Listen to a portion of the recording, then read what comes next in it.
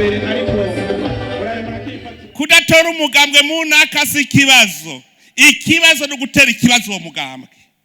Ugiye imbere rero ntaba anesheje abatowe gusa, abarushije abo bahiganwa ntiyoheza rero ngo akindage ubutatowe, ahubwo yoja kumugumbira kugira ngo amusabe kuzomushigikira mu bikorwa agiye kurangura.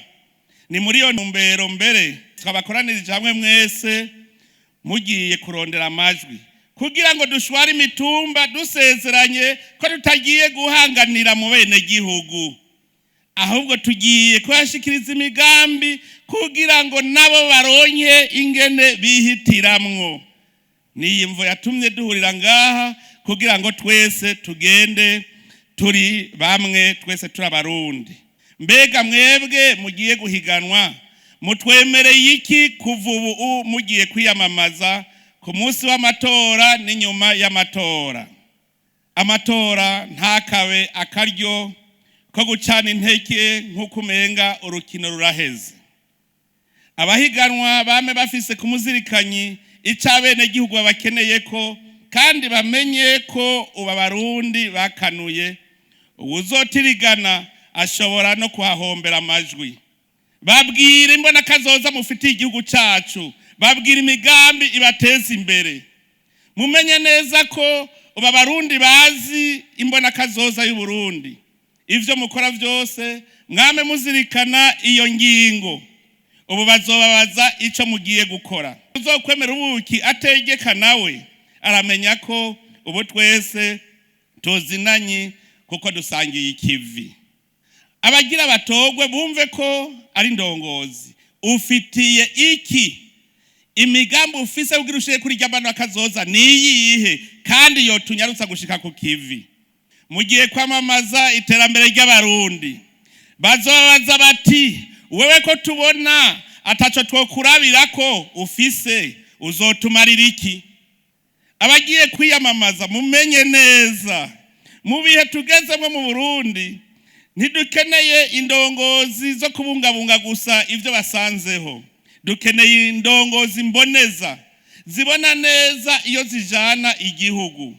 Muragabe rero mugende muzi ibiranga indongozi mboneza kugira muhindura abarundi ntibabe ababakurikira gusa, ahubwo baba bo mujana, ahubwo babe abarondera kumwe namwe Uburundi ca gihugu cifashe, ca gihugu giteye imbere.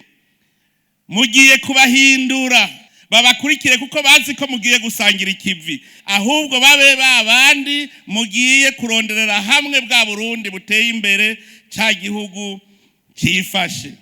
Twe dukeneye uvuga ati nzokora iki kugira dushike kuri rihangiro. Tuzojana twese kubera umwe wese afise ukwishira n'ukwizana mu myiyamamazo. Ikiringo c'imyiyamamazo naco nyene kigengwa n'amategeko ngenderwako. Ubwa mbere bwobwo abarekuriwe kwiyamamariza ibibanza by'abajenama b'amakomine n'ivyo bashinga amateka n'imigambwe inani z'imigambwe n'abitoza ku giti cabo bemerewe n'umugwi wigenga w'igihugu ujeje gutunganya amatora mu Burundi. Abo nabo basabwa kugira ibimenyetso kugira ntagira abatobera igihe bari mu myiyamamazo. Turirinda gusanga abantu ku kivi kuko koba ari kubasamaza. Uba barundi baramaze kuja ku kivi, hariho abatazokenera kuza hariya ku kibuga, ahubwo bazobirabira mu nyamakuru batashe kuruhuka. Muririnda rero kuja ku bikorwa by'abantu ngo mugiye kwiyamamarizaho kuko mugiye kubasamaza. Ibi bibanza mwiyamamarizamwo bitegerezwa kuba bizwi kugira abajejwe intwaro bashobore gutunganya ibijanye n'umutekano w'abiyamamaza, ndetse kugira ntihagire abatora ikibanza kimwe mu kiringo kimwe. Nico gituma ivyo muzokora vyose mubikorane n'abajejwe intwaro. Ubwa kane abiyamamaza babikora mu rupfasoni rwamye ruranga abarundi mu kwirinda gutukana no kwambikana ibara. Abene gihugu nibo bazi umuhizi botora atawurinze kubakevya canke kubatera ubwoba. Kumva yuko abarundi bategeza gutora bari mu rupfasoni kandi nobamenyesha yuko abarundi ntibatora umutukanyi. Niwaza gutukana ahubwo niho uzoba ugiye gutakaza amajwi, kubera ko abiyamamaza mwese murekuriwe kuzokorana n'ibimenyesha makuru.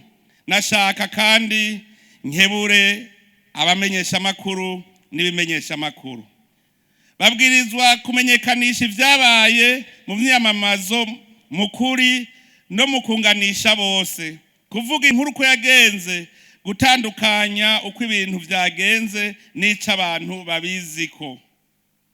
Ibimenyesha makuru bitegerezwa kwirinda guha umwanya abasotorana, bitegerezwa kwirinda kandi kuvuga ibidakenewe, kudatangaza amakuru anyuranye n'inyungu z'igihugu canke yo guhungabanya umutekano w'igihugu, kwinengesera bidasanzwe imbere yo gushira habona ivyiyumviro vy'abantu kubijanye n'ivyavuye mu matora.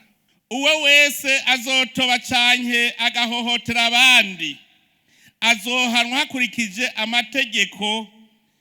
Mugaragira nsaba abacamanza baze barabe, kuko utavye amatora batovye kazoza k'igihugu, barabe kandi bita circumstance aggravante.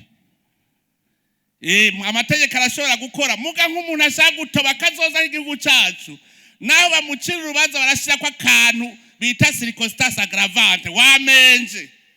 Nico gituma saba abacamanza umuntu azotoba amatora, ako kantu baze bame bariko bakaraba, baraba amategeko ariko nako kantu, kuko n'umuntu ashaka gutoba kazoza. Aho bizogaragara yuko biriko bigenda nabi, dusavye ko vyovugwa kare, ntihagira abavuga ari uko bahejeje gutangaza amajwi, babivuge kare kugira ngo dutosore hakiri kare.